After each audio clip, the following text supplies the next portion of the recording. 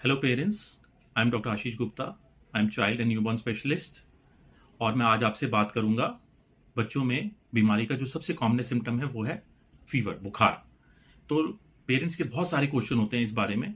तो सबसे पहले तो ये जानना है कि बुखार होता क्यों है।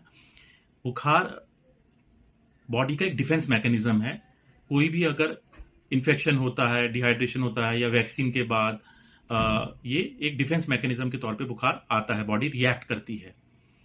लेकिन एक लेवल के बाद बुखार अनकंफर्टेबल हो जाता है, बच्चे को तकलीफ देता है।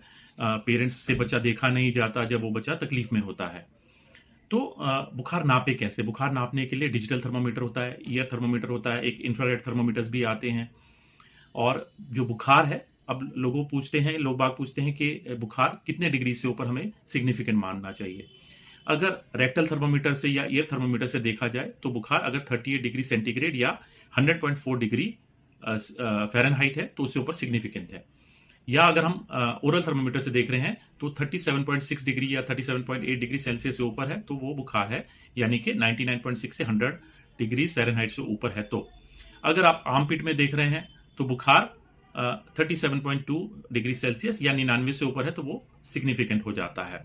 अब हम बात करते हैं इसको मैनेज कैसे किया जाए। सब लोग जानते हैं कि फीवर मेडिसिन देनी चाहिए, कॉमनेस्ट मेडिसिन पैरासीटामॉल है, लेकिन इसके अलावा जो दो बहुत इंपॉर्टेंट तीन चीजें हैं वो हैं, एक तो टेपिड वाटर स्पॉन्जिंग। अगर बुखार नहीं उतर रहा है मेडिसिन से तो 28 से 30 डिग्री पे जो टेम्परेचर पे पानी है उसको लीजिए और 15 से 20 मिनट के लिए पूरी बॉडी पे, हेड टू टो, मूवीज की तरह नहीं करिए कि एक छोटी सी पट्टी लगा दें फोरहेड पे, पूरी बॉडी पे आगे पीछे सब जगह वाटर से स्पॉन्जिंग करनी है, स्पॉन्ज बाथ देना है। उससे बुखार सबसे जल्दी उतरता है। इसके अलावा कपड़े एकदम कम कर दें और बच्चे को खूब सारा पानी पिलाएं। जो हाइड्रेशन है वो बहुत इंपॉर्टेंट हो जाता है फीवर में मेंटेन करना। अब डॉक्टर को कब मिलें? डॉक्टर को मिलना जरूरी होता है। अगर आपका बच्चा 3 महीने से कम है तो इमीडिएटली डॉक्टर से जाकर मिलें।